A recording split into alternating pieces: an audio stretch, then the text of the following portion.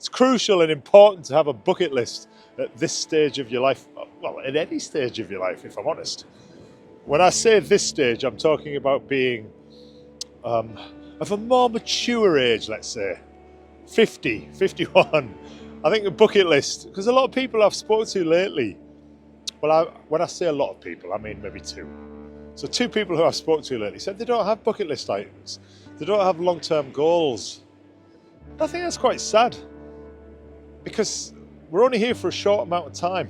When we get to the final chapters of our life, so this last, for me, realistically, this last quarter of a century, now is the time where I want to start homing in on some of the lifelong ambitions I've held that I want to do. I want to try and achieve them now as I get into this stage, the golden years of my life. And I think if you don't have a bucket list, you're missing out on so much.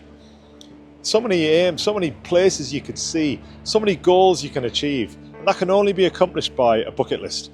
So the next video will be, I'll go more into detail about bucket lists. And I'm excited to do it and to present that to you. But I was keen to come down and record this short video because I think the weather's going to crap out and I'm not going to get another chance till maybe after the weekend now. So this is a totally unscripted, spontaneous drop down onto the beach. Can you tell? No script going on whatsoever right now. This is literally just me. I'm going to tell you what 5 of my items are. These are probably my biggest 5 bucket list items that I'd like to achieve while I'm still relatively healthy enough to do that. Because none of us know, A, how much time we have left on this planet, and B, when our health's going to start declining. So while I'm still able to do these things, I really would like to. I'm not saying I am going to achieve them. I'm going to give it a go. I'm going to try. So number 1 on my bucket list would be, this is a little bit of a personal thing, that I've always wanted to own a Jeep Wrangler, a Sahara or a Rubicon. You know, one of these things. Now, I got one for Christmas, but it's a little remote control thing, so it doesn't count. But it's now sitting proudly on my shelf in my office to remind me that it's probably a number 1 item on my bucket list, if I'm honest. Now, I know that they're not the most economical vehicle. It's certainly not going to contribute to the greenness of the world and the planet. My best shot would be to buy a diesel one, chug around in that for a while, feel a bit guilty that I'm adding to the greenhouse gases, but at least I'll have ticked off one of my bucket list items. Number 2, I want to visit Amity. Now, I know it's not Amity. I know it's a place in Massachusetts in the US called Martha's Vineyard, but I want to visit and I want to hire a car and I want to drive around and see all the Jaws filming locations. Don't know why. I don't know why, I just do. I need to go and see where Jaws was made, that particular island. I mean, until a few years back, you could actually see one of the replicas of the orca. They used two boats in Jaws, 2 orcas. Now, one of them, they just left, and it was in Martha's Vineyard, and I think it was on somebody's private property, so you couldn't actually technically get out to it, but you could see it. But then tourists started going over to it anyway and taking away bits of the boat, so it's now gone. So that orca was there, but it is no longer. The other orca went off to Universal Studios' backlot, and for some reason they decided to destroy it. And Steven Spielberg was royally pissed about that. It's got every right to be. So the orcas no longer exist, so I can't see them, but I can certainly go and see a lot of the other famous locations where the movie Jaws was made. Number 3 is another travel one, and it's another US-based bucket list. And it's, for me, that's been, I want to experience a Halloween in America. And when I say America, I'm probably leaning more towards, again, Massachusetts area, Boston, most definitely Salem. And I want to do that. I want to try and do that and achieve that in the next few years. I'd like to take the girls, I'd like to take Lara and Isla with me along and experience an American Halloween, because I've never ever experienced Halloween in America, other than going to Mickey's Not So Scary Halloween party in Disney World in August, which doesn't really count. I actually did do the Universal Studios Halloween Horror Nights a few years ago. And that was on Labor Day, I believe, and it was absolutely rammed. So I only actually got in 2 of the 12 scare houses. I was really disappointed. But it didn't feel like Halloween in America. I mean, I want to be in America on the 31st of October. And again, that'll probably be Massachusetts. Number 4, you can actually go back to the video I produced that I uploaded. 7 steps you should start implementing in your life once you hit 50-year-old. And I think my number 2 was nurture new interests, or get a new interest in your life. Learn to do something, playing an instrument, flying a plane, doing pottery classes, learning AI, learning how to code, you know, all that type of thing.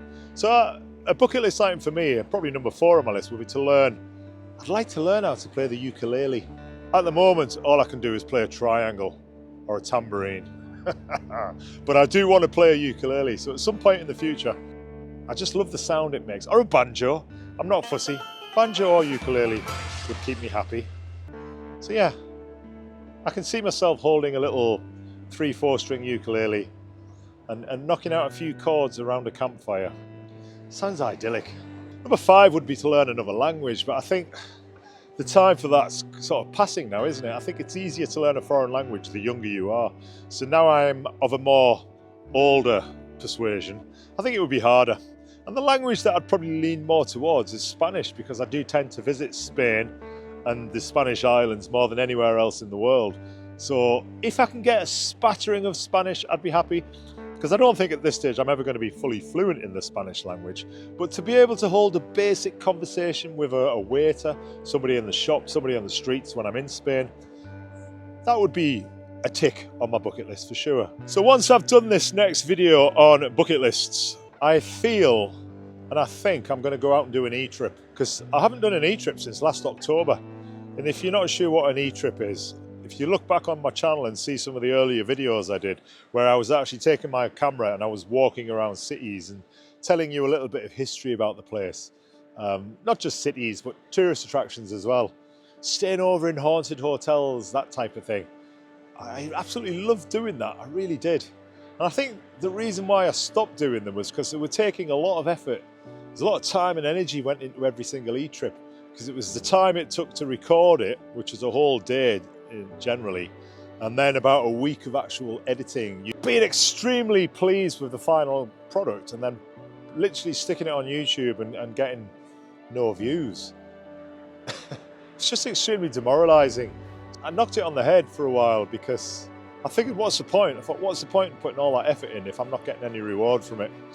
But I do enjoy them, and I did enjoy doing the e-trips. So I'm going to intersperse the e-trips every now and then with this style of content, this being this more authentic, off-the-cuff style commentary. Now, if I can do e-trips in between these sort of videos, I think it'll make the channel quite diverse and quite interesting.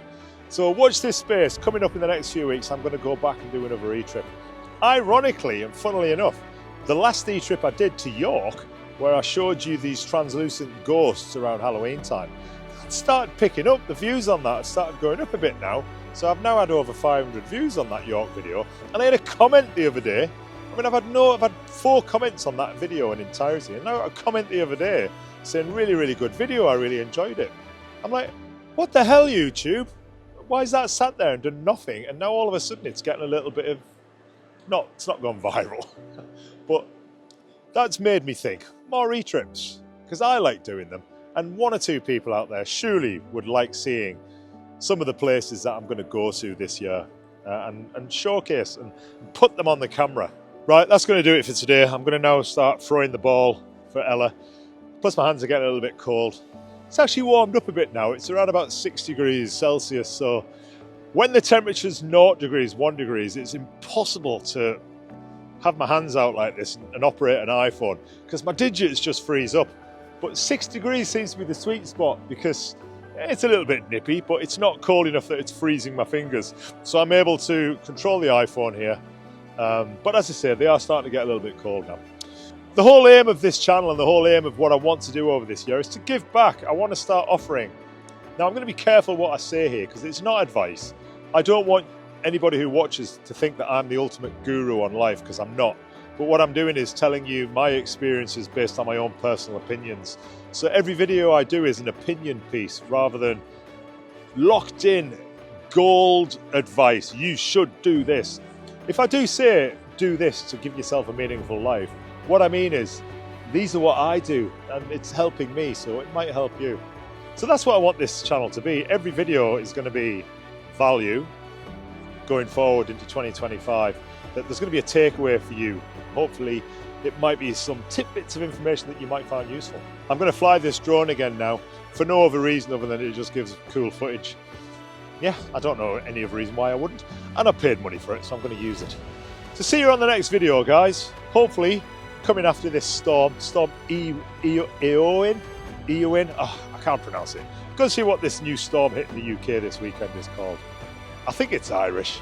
It sounds Irish. Have a great few days, and I'll be back for my ultimate bucket list walk and talk episode. I'll see you soon.